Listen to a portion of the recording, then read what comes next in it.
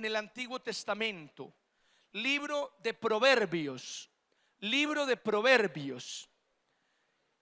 Vamos a ubicarnos en Proverbios 30 y vamos a leer dos versículos, versículo 5 y versículo 6.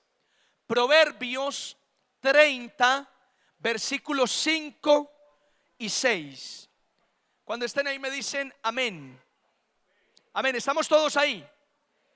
En el libro o en el celular, pero estamos todos ahí. Listo. Muy bien, dice la palabra del Señor de la siguiente manera. Escuchen conmigo.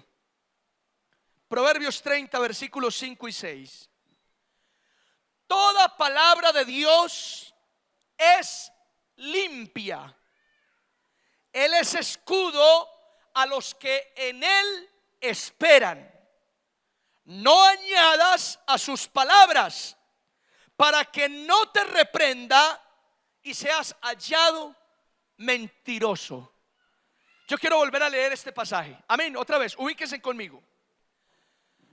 Toda palabra de Dios es limpia. Él es escudo a los que en Él esperan.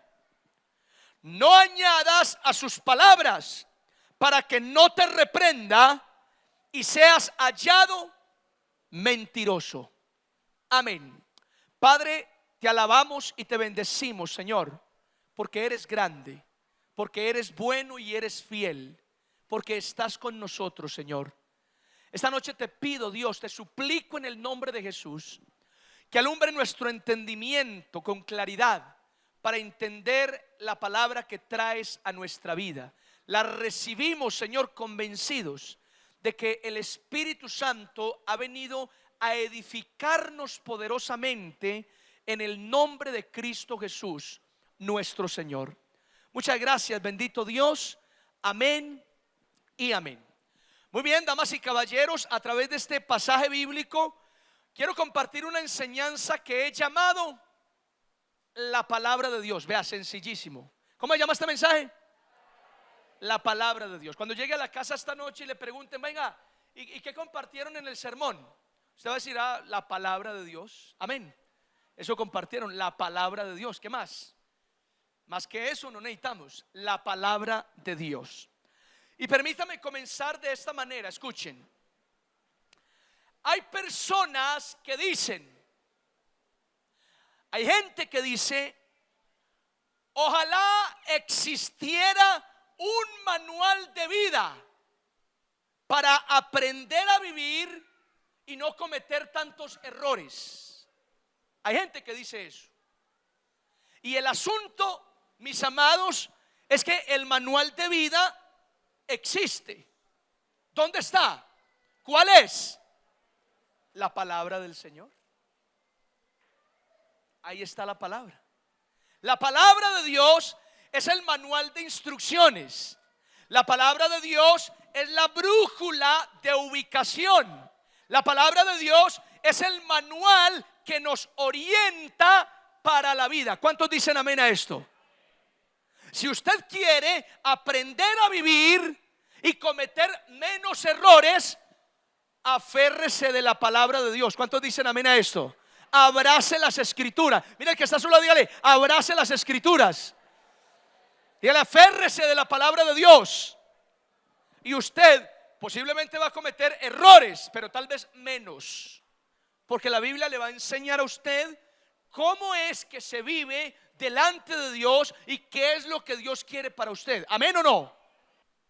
Y mire, si me preguntaran hoy por qué la palabra de Dios es cierta, es veraz, porque algunos dirán, pastor, yo no creo en la Biblia. No es que la Biblia la escribieron hombres, pero sí creen en el horóscopo y en el periódico, que lo escribieron los dioses del Olimpo. En eso sí creen. En el horóscopo que escribió un hombre y en el periódico que escribió un hombre. En eso sí creen rotundamente, que lo escribieron hombres. Claro que la palabra la escribieron hombres, pero la palabra fue inspirada por el Espíritu Santo. Y la veracidad de la Biblia, mis amados, la veracidad de la Biblia se puede comprobar de muchas maneras. Voy a mencionar 3 datos. 1, profecías cumplidas. 2, descubrimientos arqueológicos. 3, unidad literaria de la escritura. Esos 3 datos comprueban que la Biblia es un libro especial, diferente a cualquier otro libro sobre la faz de la tierra. Profecías cumplidas. Siglos antes, hombres conocidos como profetas vaticinaron el futuro, hablaron del Mesías, profetizaron acontecimientos terribles. Y cuando se cumplió el tiempo, tales profecías se cumplieron. Hoy, una cantidad de profecías bíblicas se han cumplido, se siguen cumpliendo y otras que están por cumplirse. ¿Cuántos dicen amén a esto? Eso da cuenta de la veracidad de la Biblia. Descubrimientos arqueológicos. Hasta la fecha se habla de más de 25,000 hallazgos arqueológicos que dan cuenta de objetos, de ciudades, de lugares, de personas y de costumbres que la Biblia registra. Es decir, los arqueólogos han descubierto que los objetos que menciona la Biblia, que los lugares que menciona la Biblia, que personajes que menciona la Biblia, sí existieron. Y por último, la asombrosa unidad literaria de la escritura. Mire, la Biblia fue escrita por más de 40 o alrededor de 40 personas que vivieron en distintos lugares y en diferentes épocas. Muchos de ellos no se conocían entre sí. Con todo eso, escribieron 66 libros. Dentro de lo escrito hay 66 libros. Y todos los 66 libros no se contradicen. Al contrario, tienen un hilo de pensamiento unificado, de principio a fin. Nos cuenta toda la historia de lo que Dios quiere hacer con la humanidad. Eso no lo logra nadie. Solo lo puede hacer el Espíritu Santo. ¿Cuántos dicen amén a eso? Entonces, ¿por qué la palabra de Dios es digna de confianza? Porque en ella está la verdad. ¿Cuántos dicen amén a eso? Número dos, ¿por qué la palabra de Dios es digna de confianza? Porque en ella hay poder. ¿Cuántos dicen amén a esto? ¿Cuántos creen que en la palabra de Dios hay poder? Oiga, ¿qué dice el profeta? Él dijo y fue hecho. Él ordenó y fue ejecutado. Por la palabra del Señor todo acaba, dice el salmista, y todo vuelve a empezar. Dice Juan capítulo 1 verso 1: en el principio era el verbo, y el verbo era Dios, y el verbo era con Dios. Este era en el principio. Por él, por el verbo, fueron todas las cosas creadas. La palabra verbo en griego se dice logos y traduce palabra. Cristo es la palabra encarnada. Aquel verbo, aquella palabra se hizo carne y tomó forma de hombre, a quien conocemos como Jesús. Pero ¿qué está diciendo Juan? Que en el principio Dios creó todas las cosas por medio del logos, del verbo, de la palabra. Es que la palabra del Señor tiene poder. ¿Cuántos dicen amén a esto? Y ese poder transforma, ese poder restaura, ese poder destruye también, ese poder crea, ese poder fortalece. Mi amado, es la palabra de Dios la que tiene poder. Esto es interesante porque en contraste hay por ahí un movimiento dentro de las iglesias protestantes que proclama que la palabra del cristiano, del Hijo de Dios, tiene poder. Y esto es un tema delicado, es álgido incluso, porque raya con la herejía. Mire, nuestras palabras no tienen poder. Bueno, permítanme abrir un paréntesis. Nuestras palabras sí tienen un poder, pero no tienen un poder sobrenatural. No tienen un poder para crear. No. Hay cristianos que creen en ese poder sobre sus palabras.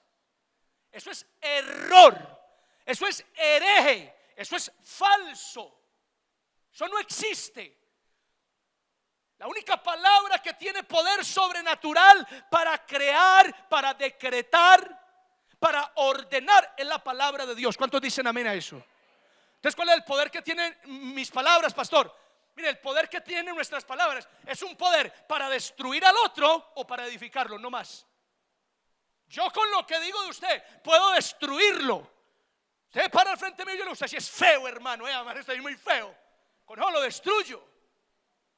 o puedo edificarlo. Es el único poder que tienen mis palabras, para destruir la vida de una persona o para edificarla. No más, no más. Oye, y con todo eso nosotros estamos muy acostumbrados. Es más, nuestras mismas canciones nos condicionan. Y yo declaro, y yo decreto, y yo ordeno. ¿Cuándo? Por Dios. ¿Cuándo? Todo lo que usted decrete y quiera establecer de manera sobrenatural, nunca pasará. Porque el poder de esa palabra se encuentra pero en Dios, no en el ser humano. Alguien que diga amén a esto, pues. Es así. Es así, mis amados. Entonces, en la palabra de Dios hay poder. Por eso es digna de confianza. Usted puede descansar en la palabra, porque la palabra tiene la verdad, pero además tiene poder para transformar, restaurar, fortalecer. Número tres. La palabra de Dios es digna de confianza porque en la palabra de Dios hay vida. ¿Cuántos dicen amén a esto?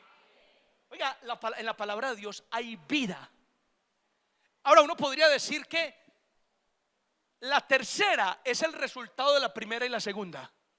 La verdad y el poder que se encuentran en la palabra nos dan vida. Nos dan vida.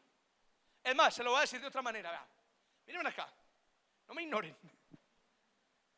La palabra de Dios, el evangelio, las escrituras son una sentencia de vida para el que cree, y al mismo tiempo es una sentencia de muerte para el que no cree. Ay, papá, ¿cómo la ve?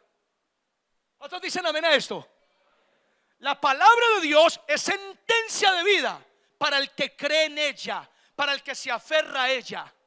Pero el que la rechaza, el que dice yo no creo en esos cuentos, esa misma palabra es sentencia de muerte, de condenación para esa persona incrédula.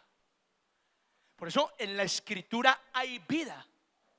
A mí me encanta cuando el autor a los Hebreos dice, hablando de Cristo como la piedra angular, dice que el que caiga sobre esa piedra será quebrantado.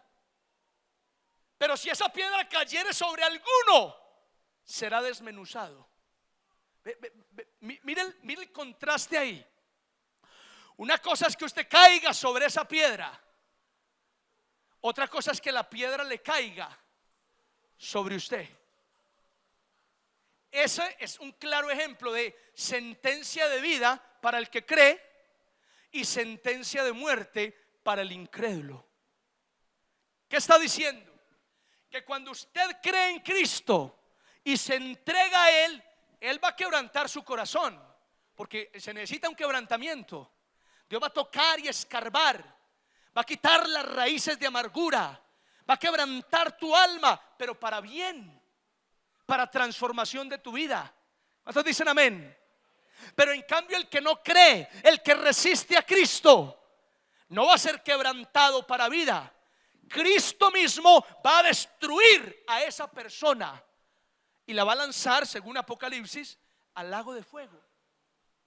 Por en la escritura hay una sentencia de vida para los que creen y una sentencia de muerte para los que no creen. Entonces, mis amados, con estas características, yo quiero decirle esta noche, la palabra de Dios es limpia.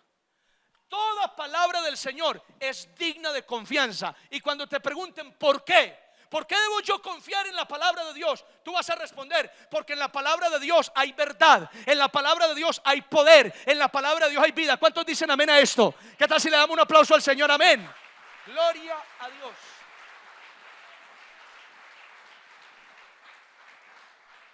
Ahora, en la segunda parte, Agur dice algo fundamental. Seguimos con el mismo tema, la palabra de Dios. Pero ahora Agur nos da una advertencia. En la primera parte Agur dijo, mire, la palabra de Dios es pura, es limpia, es digna de confianza. Pero luego en la segunda parte nos hace una advertencia. Y la advertencia es, dice la palabra, no añadas a sus palabras para que no te reprenda y seas hallado mentiroso. Oiga, no añadas a sus palabras. ¿Para qué? ¿Por qué? Para que no te reprenda. En otros pasajes bíblicos, la reprensión del Señor al que le añade a su palabra o le quita es una reprensión basada en castigo,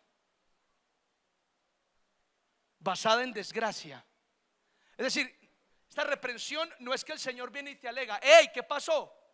No, esta reprensión es que el Señor toma cartas en el asunto por añadirle a la palabra o por quitarle. Y ojo, hermanos, porque cuando yo leo este versículo yo me pregunto: ¿cómo le añadimos a la palabra de Dios? Y esta pregunta no recae solo sobre los predicadores. Hasta los miembros de la congregación le pueden estar añadiendo a la palabra de Dios. Y eso es delicado. ¿Cuántos dicen amén a esto? Mire que está a su lado, dígale: eso es delicado. Entonces la pregunta es: ¿cuándo le añadimos a la palabra de Dios? Ahí les va, escuchen pues, ahí les va. Esto lo hemos aprendido por la experiencia, por la tradición, por el recorrido en la iglesia. Esto que voy a exponer es material de análisis de predicadores, de teólogos, de comentaristas bíblicos. Mire, en primer lugar, le añadimos a la palabra cuando citamos la Biblia para hablar de cosas que no están en la Biblia. Hay gente que cita la Biblia para hablar de cosas que no están en la Biblia. Ejemplos típicos. La Biblia dice: ayúdate que yo te ayudaré. Ese es el más común. Eso no está en la Biblia. Por ningún lado está en la Escritura. Eso solo muestra una cosa: que usted no lee la Biblia, que usted desconoce por completo la Escritura. Otro ejemplo. La Biblia dice: Pedro, tu fe te salvará. Por ningún lado dice eso la Biblia. El que usa eso, citando la Escritura para hablar de algo que no dice la Escritura, le está añadiendo. Es más, otro ejemplo. Es que la Biblia dice: no se cae la hoja de un árbol sin la voluntad de Dios. A más de uno le parece: eso no está en la Biblia. Míreme. No está en la Biblia. No está en la Biblia, búsquelo. Algunos quedaron con la sensación: yo tengo que buscar. No, yo tengo que buscar. A mí me parece que sí. Míreme. No, señor, no está en la Biblia. Eso salió de no sé dónde y tampoco sé cuándo. Entonces, cuando citamos la Biblia para decir cosas que no están en la Biblia, le estamos añadiendo a la palabra del Señor. Y eso simplemente es establecer fundamentos para la fe falsos, porque eso no está en la Biblia. ¿Sabes cuántas personas yo me he encontrado que dicen: pastor, es que sí, como mi abuela decía, yo siempre lo aprendí muy bien: ayúdate que yo te ayudaré. Yo me ayudo. Yo me ayudo lo que más puedo. Fundamentos falsos para una fe falsa. Añadimos a la Escritura cuando citamos la Biblia para hablar de cosas que no están en la Biblia. Ahora viene lo segundo. Ojo pues que se va poniendo como un poquito más fuerte. En segundo lugar, le añadimos a la palabra de Dios cuando interpretamos la Biblia a nuestro amaño. A nuestro amaño. Es decir, cogemos un texto bíblico y lo interpretamos a nuestro favor, a nuestro gusto, a lo que necesitamos, a lo que nos parece o sobre todo quisiéramos que dijera. Ejemplo, pastor. Yo conocí una persona que decía: pastor, 2 Corintios 5:17, ¿se lo sabe? Yo sí me lo sé. De modo que si alguno está en Cristo, nueva criatura es. Las cosas viejas pasaron, ahora todas son hechas nuevas. Pastor, yo estaba en una pobreza, endeudado, pero ahora que estoy en Cristo, declaro que soy nueva criatura, tengo casa nueva, no habrán más deudas. Error garrafal. Porque si no solo lees el versículo, sino todo el pasaje, es más, si te alcanza para leer 3 capítulos antes, por Dios, te darás cuenta de lo que Pablo quiere decir con nueva criatura. Y vas a descubrir que Pablo no está hablando de cosas materiales por ningún lado. Entonces yo era pobre, ahora soy rico porque soy nueva criatura. Las cosas viejas pasaron, todas van hechas nuevas. Entonces yo estaba enfermo, ahora soy sano porque soy nueva criatura. Es más, entonces yo era feo y ahora soy bonito porque estoy en Cristo y soy nueva criatura. Eso es interpretar la escritura a nuestro amaño, hacer decirle a la Biblia lo que la Biblia no quiere decir. Y es un error falso.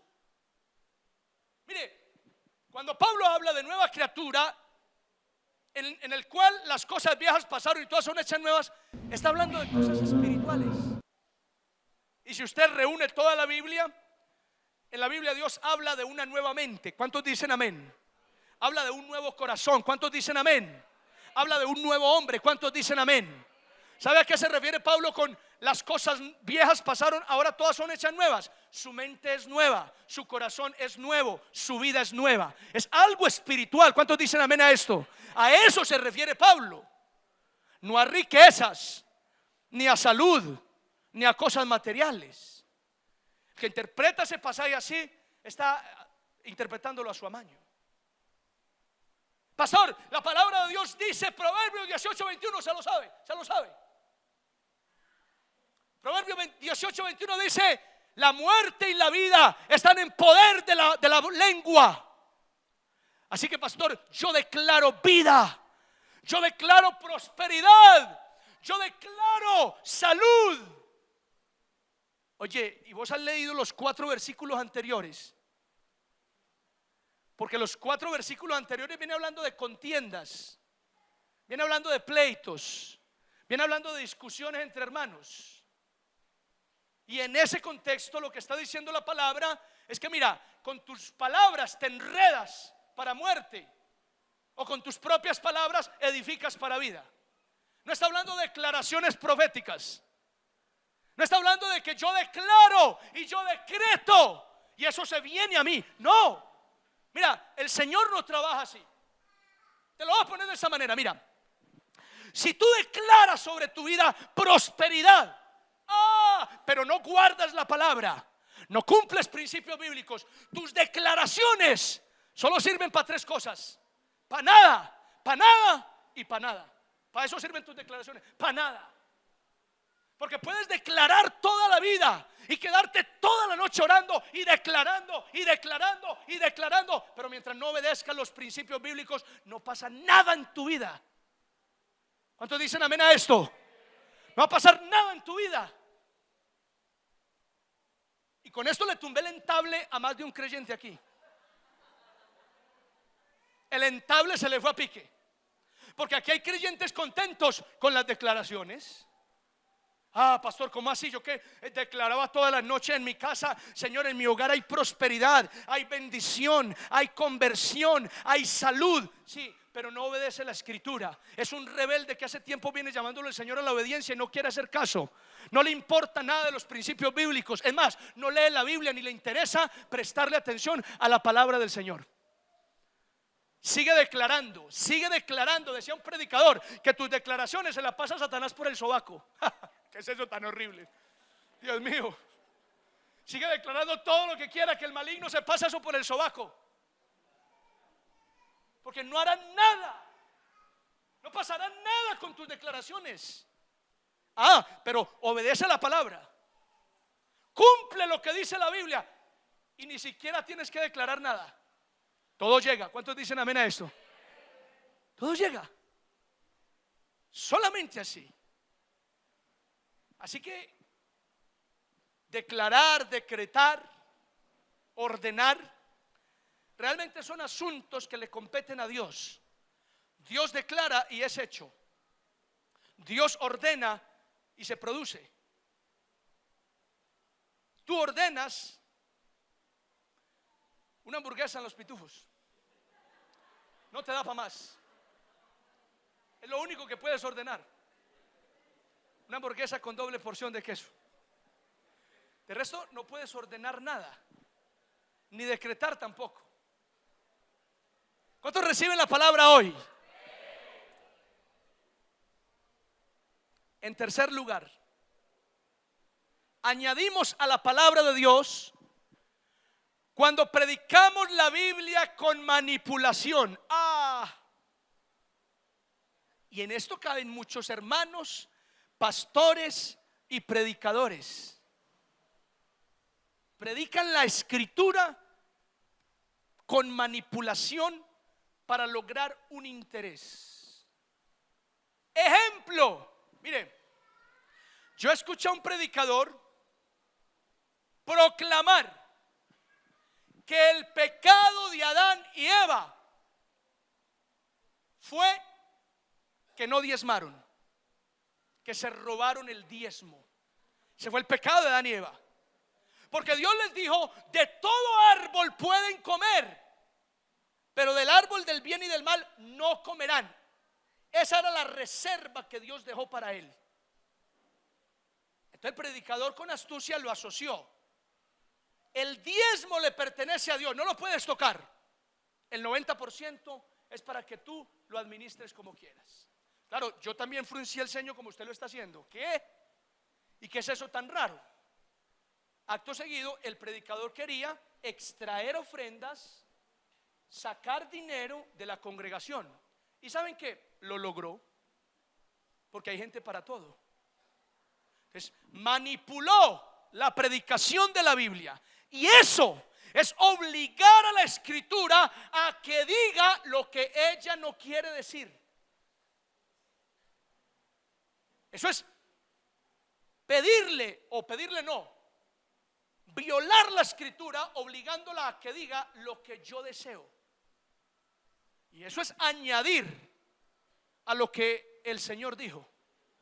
¿Me siguen? ¿Cuántos dicen amén a esto? Amado, y eso es terrible. Porque todo esto que estoy exponiendo nos indica una cosa: los cristianos tenemos que estudiar la palabra. ¿Cuántos dicen amén? Jesús dijo: escudriñad las escrituras. Mire, nunca dijo lean la Biblia. Jesús no dijo lean la Biblia. Dijo escudriñad las escrituras. Y escudriñar es revisarlas, es analizarlas, es tomar apuntes, es quedarme en ellas pensando qué es lo que dice y qué es lo que no dice. ¿Cuántos dicen amén a esto? ¿Saben qué? En esta generación la mayoría de creyentes sabemos más de canciones y de artistas cristianos que de libros y capítulos de la Biblia. En esta generación muchos creyentes sabemos más de conciertos y de shows cristianos que de estudios bíblicos. Sabemos más de eso.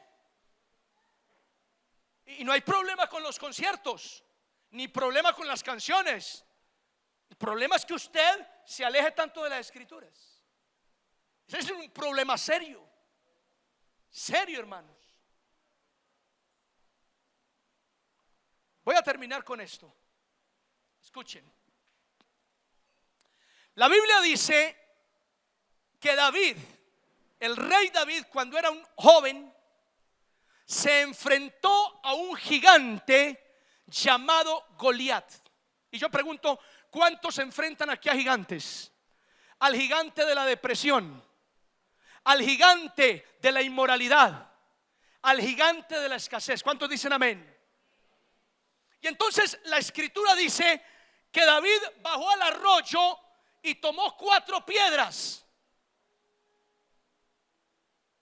Tomó la piedra de la fe, tomó la piedra del amor, tomó la piedra de la generosidad, y tomando esa piedra de la generosidad se la tiró a Goliat y lo derribó. De la misma manera usted tiene que tomar la piedra de la generosidad, tirársela a ese gigante y derribarlo. ¿Cuántos dicen amén? ¿Sí ven el problema, hermanos? Terrible el mensaje que les acabo de exponer. Qué problema tan bravo. ¿Sí lo notan? ¿Sí lo notan? Mire, un predicador que le salga con esto terrible, irresponsable, no sabe de la Biblia. Eso es feísimo, hermanos. Eso no es predicar la Biblia con respeto, con reverencia. ¿Qué es eso tan feo? ¿Cuál piedra de la generosidad? ¿Cuál piedra del amor? ¿Cuál gigante de la depresión? ¿Qué es eso? Eso no está enseñando la Biblia. Mire, y por esas herejías es que hay tanta persona confundida. El poder de muchos líderes y muchos predicadores está en la ignorancia de sus feligreses. Es el poder de muchos predicadores hoy, de muchos pastores. El poder que tienen está en la ignorancia de la gente donde se congregan. Amén, pastor. Ya por ahí hay unos felices. Sí, el gigante de la inmoralidad lo va a derribar con la piedra de la generosidad y ya se iba a levantar a dar un billete y todo otra vez. Lástima, mis amados. Lástima que haya gente que redonda cae ante mensajes tan patéticos, tan lamentables y tan pobres e irresponsables. Es una lástima profunda que mucha gente crea mentiras y barrabasadas como esas. El que cortó esta predicación mientras iba en el gigante se quedó pensando que el predicador de San Rafael comparte la palabra con esa irresponsabilidad. Pero mis amados, quería hacer este ejercicio para que nos diéramos cuenta de cómo fácilmente nos dejamos engañar por el desconocimiento de la palabra. La palabra de Dios es verdad. La palabra de Dios es poder. La palabra de Dios es vida.